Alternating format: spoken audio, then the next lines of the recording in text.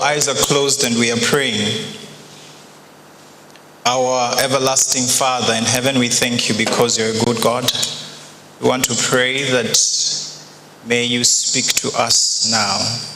Our prayer is that may my words evaporate as these may come their way, but they will remember that there is a God in heaven that was introduced to them by their parents. And that is why it is important that we find time to bring our children to church and have them worship with the rest of the church. First Samuel chapter 1. First Samuel chapter 1. We will, for purposes of this, we will read verses 11. The Bible in verse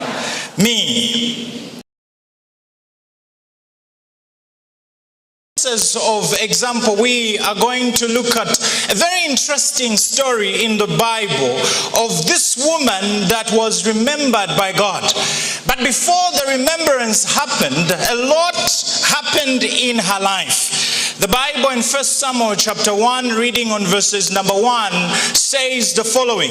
Now there was a certain man, and his name was Elkanah. Now for most part of this chapter I will paraphrase so that we do not eat a lot of time. But in the book of 1 Samuel chapter 1, we are introduced to a man who is in the name Elkanah. Now Elkanah was a man at first who had only one wife. Hannah was not able to have children. Because she was not able to have children, the husband, I don't know if it was in consultation with her or he made a solo decision, he decided to take another wife. And the name of that wife that he took for a second wife was called Peninnah.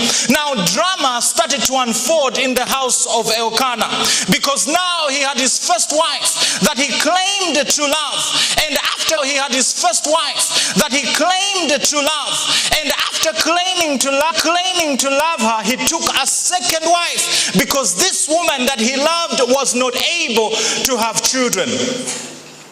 Beloved of God, the Bible says, when you read down there in verses number 1 going down, it says, because of the fact that Hannah was not able to have children, she was a subject of mockery.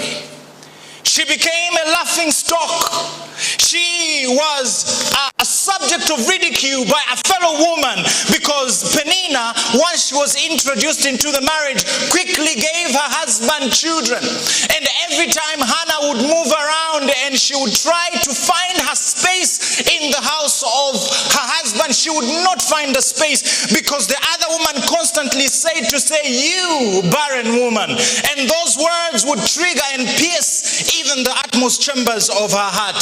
The Bible says Hannah lived a miserable life. She was a woman that was crying day in and day out. She prayed to the Lord that the Lord would open her womb and be able to give her a child.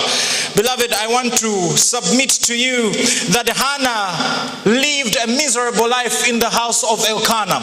Everything she touched was no longer acceptable. They told her to,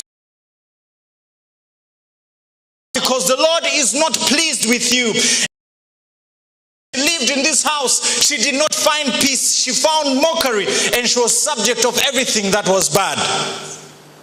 And because Hannah was now in a state where she could no longer bear it anymore, she remembered that there is a God in heaven. She remembered there's a God that is able to give children. She remembered there's a God that is able to do any and everything. She remembered there's a God in heaven who is not limited by circumstances, but circumstances are limited by him. She remembered that if God wills it, he can do in my life what he's done in other lives. The Bible says, as you read downwards, to say, Hannah constantly found herself crying, and she even at some point would go to the temple to